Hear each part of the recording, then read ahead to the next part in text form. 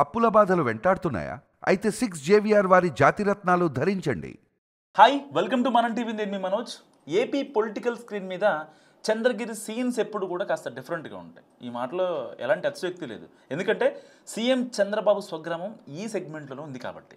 దాంతో సంబంధం ఉన్నా లేకున్నా సరే ఇక్కడి ప్రత్యేక పరిస్థితుల కారణంగా ఎప్పుడూ ఏదో ఒక గొడవతో రగులుతూనే ఉంటుంది చంద్రగిరి. ధీటైన ప్రత్యర్థుల కారణంగా పొలిటికల్ హీట్ ఎప్పటికప్పుడు పెరుగుతూ ఉంటుంది తప్ప కాస్త కూడా తగ్గదు. సో చంద్రగిరి నుంచి 2014-19లో వరుసగా 2 సార్లు వైసీపీ ఎమ్మెల్యే గెలిచారు చెవిరెడ్డి భాస్కర్ రెడ్డి. ఇక గత ఎన్నికల్లో ఆయన కొడుకు మోహిత్ రెడ్డి టీడీపీ అభ్యర్థి పులివర్తి నానితో తలపడిన ఫలితం మాత్రం చెవిరెడ్డి కుటుంబానికి దక్కలేదు. దాదాపుగా 30 ఏళ్ల తర్వాత చంద్రగిరిలో 45,000 మెజారిటీతో గెలిచింది టీడీపీ.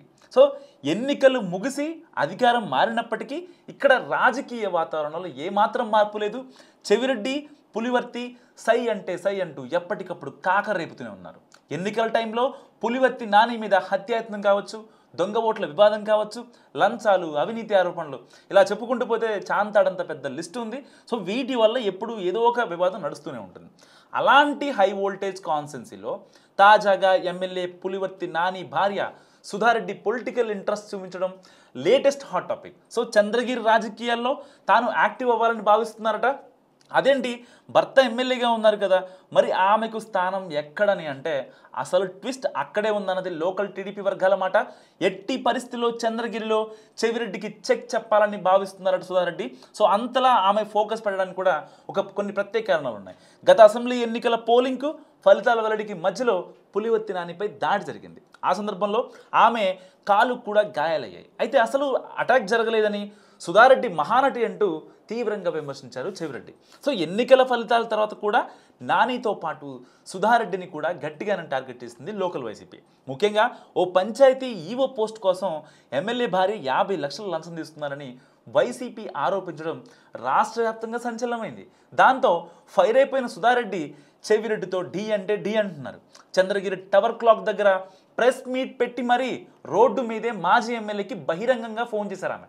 సో అప్పుడు ఆయన ఫోన్ లిఫ్ట్ చేయలేదు.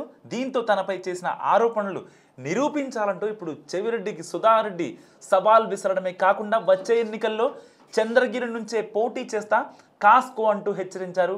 చెవిరెడ్డి భాస్కర్ రెడ్డి పైనే నేను పోటీ చేస్తా, చంద్రబాబు ఖచ్చితంగా మహిళగా నాకు అవకాశం ఇస్తారంటూ అప్పట్లో ఆమె చెప్పినా ఎక్కువ మంది పెద్దగా పట్టించుకోలేదు. సో అదంతా అప్పటి ఆవేశం అనుకున్నారు చాలామంది.